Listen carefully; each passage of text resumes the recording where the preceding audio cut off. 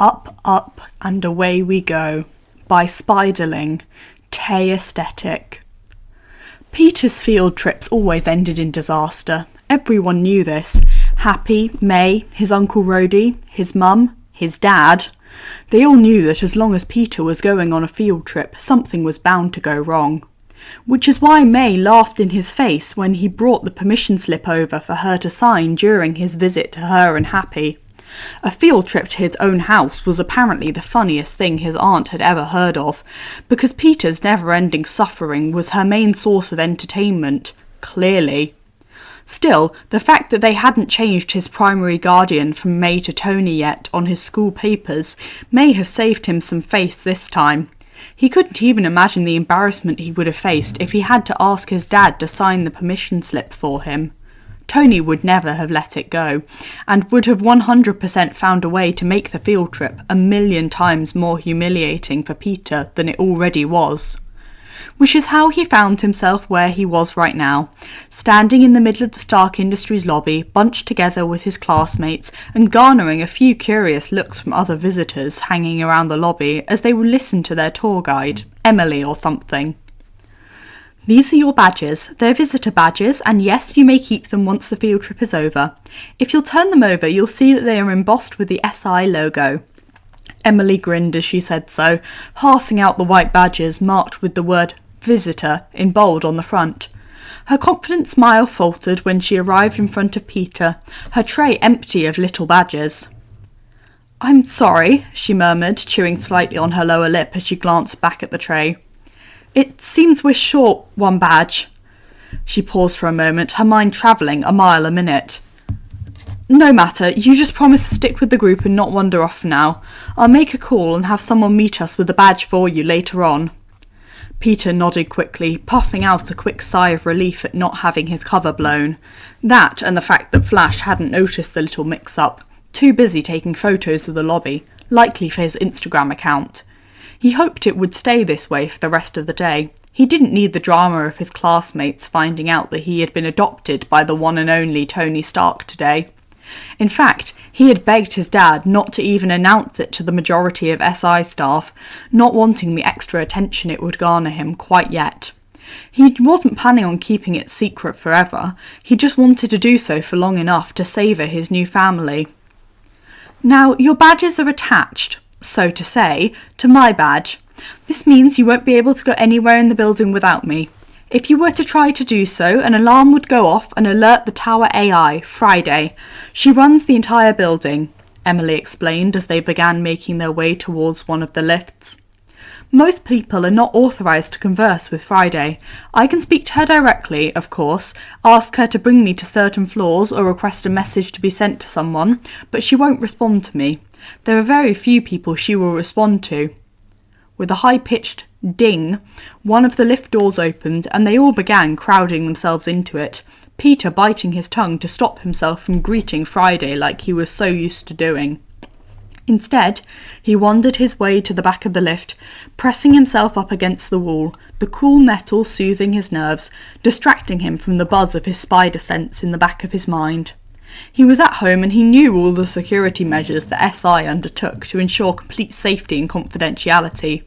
Whatever the threat was, it wasn't a large one. His sense was just whispering to him, instead of the usual screaming it would be doing if they were in any sort of mortal danger.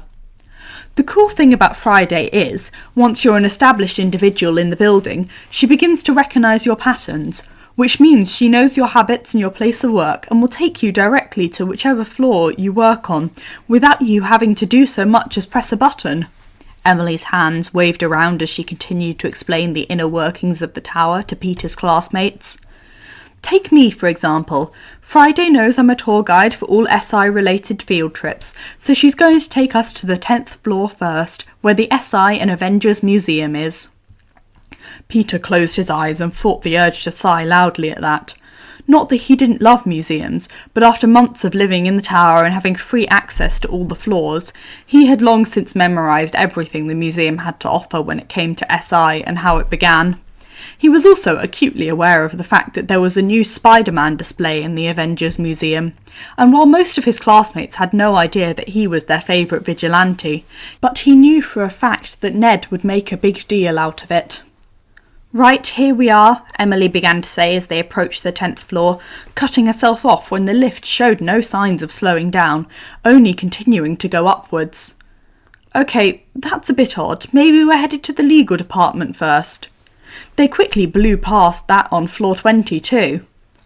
"Okay," Emily paused, glancing up at the numbers flashing on the screen nervously.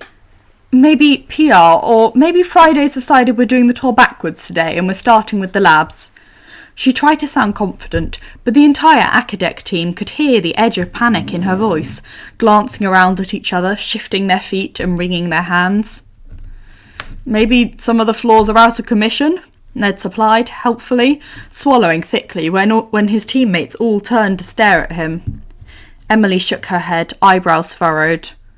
"Not that I know of, no," she responded, blinking rapidly as they continued to ascend past the 60th floor. "I would have been informed if that were the case, but we just seem to be going up. I've never been past the 65th floor, so I have no idea what's going on." "Oh my god, was Friday hacked?" Flash cried out, whipping his head around, all panicked. "Oh no, we're going to be trapped here forever." "No," their tour guide exclaimed, maybe a bit too forcefully. "No," she repeated, calmer this time, her cheeks slightly rosy from embarrassment. "Friday is practically impossible to hack. There is the possibility that Dr. Stark is performing an update on her at the current moment, and it's causing her pattern recognition to glitch," she explained, the discomfort on her face becoming obvious as the numbers on screen indicated they were now approaching the 93rd floor. Oh no. Peter knew exactly what was happening now. Friday wasn't glitching. No, she recognised him first before she registered that Emily was there, and since Peter was all access and the heir to the company, as soon as he stepped into the employee lift rather than the private one, Friday immediately prioritised him as per the Mini Stark protocol. "Oh, I am so fucked," he murmured, ignoring the curious glance that Betty shot him from his right and Mr. Harrington's hiss of "language." The lift finally began to slow to a stop as they got closer to the top of the tower. Emily's eyebrows were now likely permanently frozen in an entirely petrified expression, with the amount of stress this was causing her. I'm not sure what we're meant to do in a situation like this," she spoke up, turning to face the team and their teacher. "I've never been up here. Floors 70 to 88 are the Avengers' quarters, and 89 to 93 the Starks' private quarters." Whispers and murmurs of excitement rippled amongst his teammates, while Peter was just silently praying to the gods, even Thor, that a hole in the floor of the lift would just open up and let him plummet down to his death, as Friday pulled the lift to a stop and the doors opened with another high-pitched ding. "Welcome home, Peter."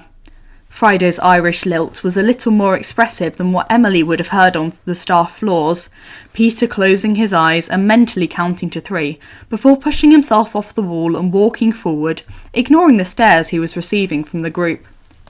"You're back early today. I have informed Boss of your arrival, and he is on his way. ETA 7 seconds.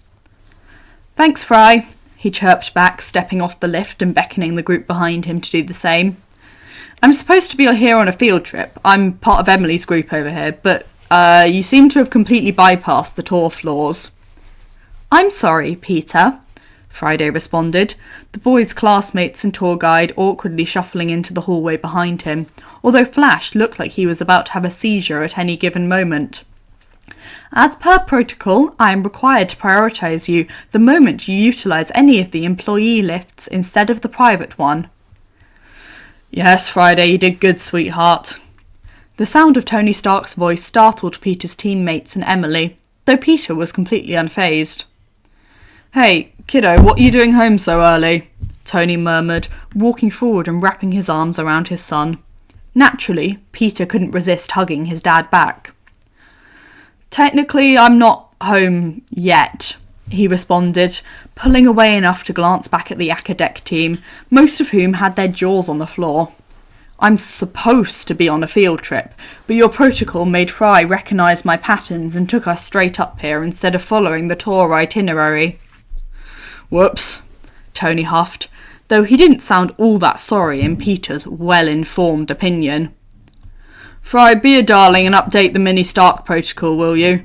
From now on, if Peter uses any of the employee lifts, you're required to ask him what he's doing. If it is a non-emergency, drop off any other person in the lift with him on their floor before bringing him up to the penthouse. Protocol updated, Friday chirped. Would you like me to update the Peter, my baby protocol as well, boss? Dad, Peter exclaimed, pulling away completely from Tony, his face expressing the utter betrayal he was going through at the moment. What on God's green earth is that protocol? Why would you name it that? Oh my God, this is humiliating, he grumbled, turning to face his teammates. Pretend you never heard that. Tony snorted, crossing his arms and shaking his head. Just the protocol I have in place for your health, Bambino. The moment you set foot in this building, Fry scans you for any injuries or symptoms of illness. Ugh, helicopter parent, Peter mumbled, rolling his eyes before turning to his teammates.